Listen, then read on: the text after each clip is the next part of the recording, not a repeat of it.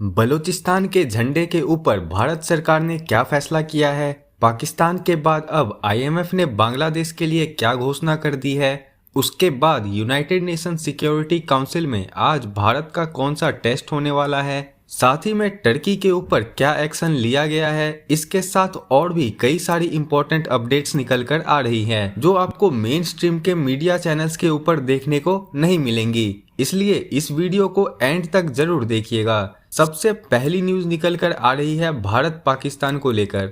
News निकल कर आ रही है कि सेंट्रल कंज्यूमर प्रोटेक्शन अथॉरिटी ने देश की लैंडिंग ई कॉमर्स प्लेटफॉर्म्स के लिए एक नोटिस जारी किया है, जिसमें इन सब से कहा गया है कि ये सारे प्लेटफॉर्म आज के बाद पाकिस्तान के फ्लैग या फिर ऐसी मर्चेंटाइज जिसके ऊपर पाकिस्तान का फ्लैग बना होगा, वो ये अपने प्लेटफॉर्म के ऊपर बिल्कुल भी सेल नहीं करेंगे। दरअसल पाकिस्तान का फ्लैग हो गया, पाकिस्तान के झंडे वाले मग्स या फिर पाकिस्तान के झंडे वाले टी शर्ट, ये सारे प्रोडक्ट्स भारत के अंदर काफी ज्यादा बिका करते थे। इन्हीं के ऊपर रोक लगाने का फैसला किया गया है। इसकी जानकारी देते हुए देश के food and consumer affair minister Prahlad Joshi ने Amazon India, Flipkart, UBI India, it's the flag company और द फ्लैग कॉरपोरेशन, यह सब ई कॉमर्स प्लेटफॉर्म्स हैं जिनके ऊपर पाकिस्तान का फ्लैग और ऐसी मर्चेंटाइज और प्रोडक्ट सेल किए जा रहे थे जिनके ऊपर पाकिस्तान का झंडा बना हुआ था। मिनिस्ट्री ने कहा कि यह ऐसी चीजें हैं जिनको टॉलरेट बिल्कुल नहीं करेंगे और तुरंत ही पाकिस्तान के झंडे वाले इन सभी प्रोडक्ट्स को डाउन किया जाए, वरना इन सभी प्लेटफॉर्म्स के ऊपर पेनल्टी थोपी जाएगी। नेक्स्ट अपडेट आ रही है भारत और टर्की को लेकर। पहलगाम हमले के बाद भारत पाकिस्तान मिलिट्री कॉन्फ्लिक्ट्स में पाकिस्तान का साथ देने के लिए भारत के लोग टर्की और अजरबैजान से काफी नाराज चल रहे हैं। इस समय पूरे देश के अंदर टर्की और अजरबैजान को बायकॉट करने की मांग की जा रही है। भारत के कई सारे ट्रेडर्स, स्पेशली जो टर्की से एप्पल्स, मार्बल्स और स्टोन इंपोर्ट करते थे, उन्होंने टर्की को नए ऑर्डर्स प्लेस करना पूरी तरह से बंद कर दिया है। टर्की की जगह अब नए सप्लायर्स और नए देशों की ओर शिफ्ट किया जा रहा है और ऐसी न्यूज निकलकर आ रही है कि भारत से टर्की जाने वाले 50% बुकिंग्स अचानक से कैंसिल हो गए हैं। कहने का मतलब ये है कि इस समय भारत में टर्की की प्रति काफी ज्यादा नाराजगी और काफी रोष चल रहा है। इसी सेंटीमेंट का सम्मान करते हुए देश की टॉप यूनिवर्सिटीज में से एक जेएनयू यूनिवर्सिटी ने टर्की के साथ लिंक्स को खत्म करने का फैसला ले लिया है। दरअसल जवाहरलाल यूनिवर्सिटी यानी कि जेएनयू ने इसी साल के स्टार्टिंग में टर्की की इनोनो यूनिवर्सिटी और टर्की के साथ academic memorandum of understanding sign किया था। यह एग्रीमेंट इसी साल 3 फरवरी को साइन किया गया था, जो कि अगले 3 साल के लिए वैलिड था।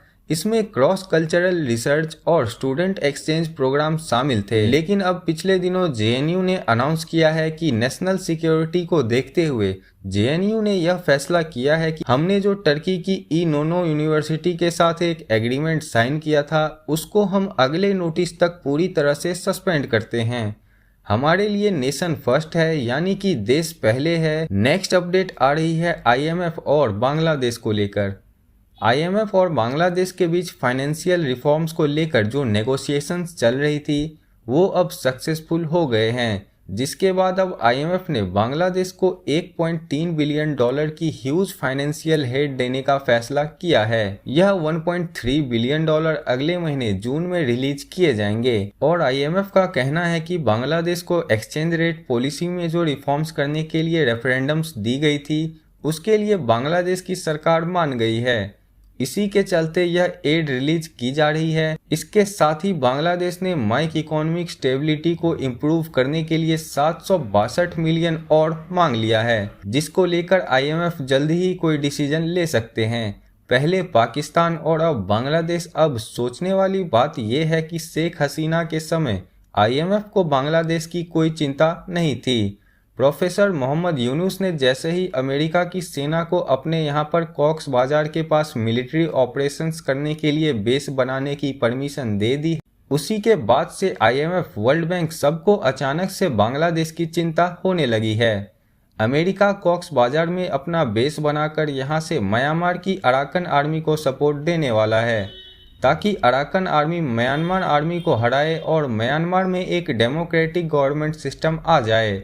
क्योंकि अमेरिका को लगता है कि म्यांमार आर्मी चाइना और रशिया के इन्फ्लुएंस पर काम कर रही है।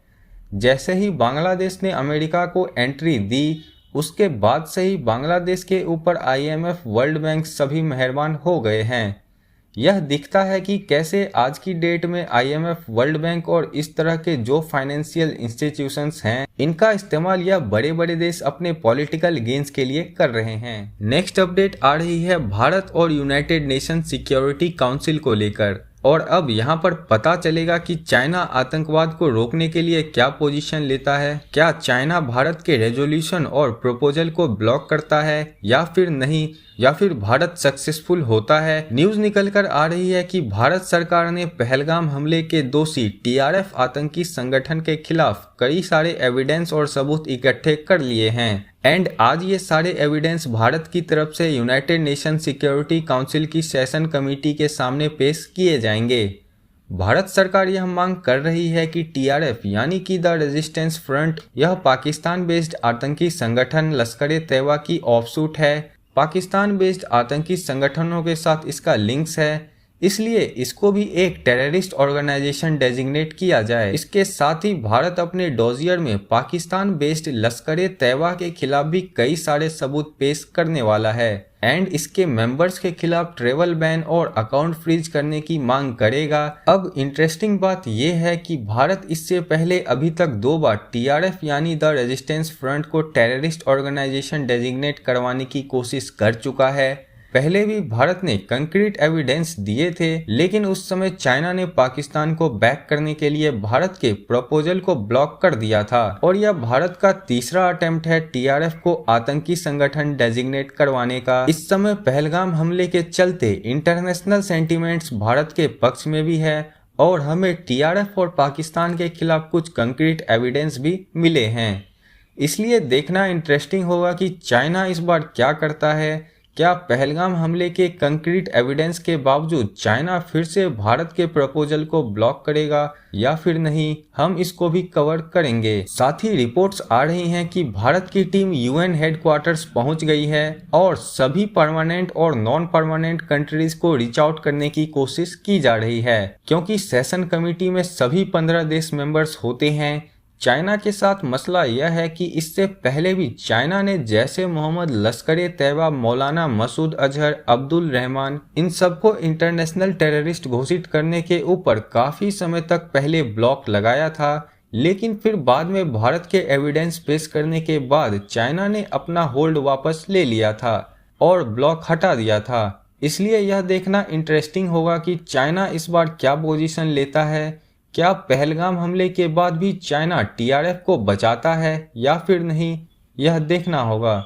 नेक्स्ट अपडेट आ रही है भारत सरकार को लेकर। आपको याद होगा कि पिछले दिनों हमने आपको बताया था कि भारत सरकार ने टर्की और चाइना के सरकारी माउथपीस TRT वर्ल्ड और ग्लोबल टाइम्स, इन दोनों को ट्विटर के ऊपर बैन कर दिया था। TRT वर्ल्ड टर्किश गवर्नमेंट का माउथपीस है और ग्लोबल टाइम्स चाइना की कम्युनिस्ट गवर्नमेंट का माउथपीस है। ऑपरेशन सिंदूर को लेकर यह दोनों ही फेक आर्टिकल्स पब्लिश कर रहे थे, जिसमें यह दावा कर रहे थे कि भारत के फाइटर जेट्स डाउन हो गए हैं और इसी तरह के एंटी इंडिया प्रोपेगेंडा फैलाने की कोशिश कर रहे थे।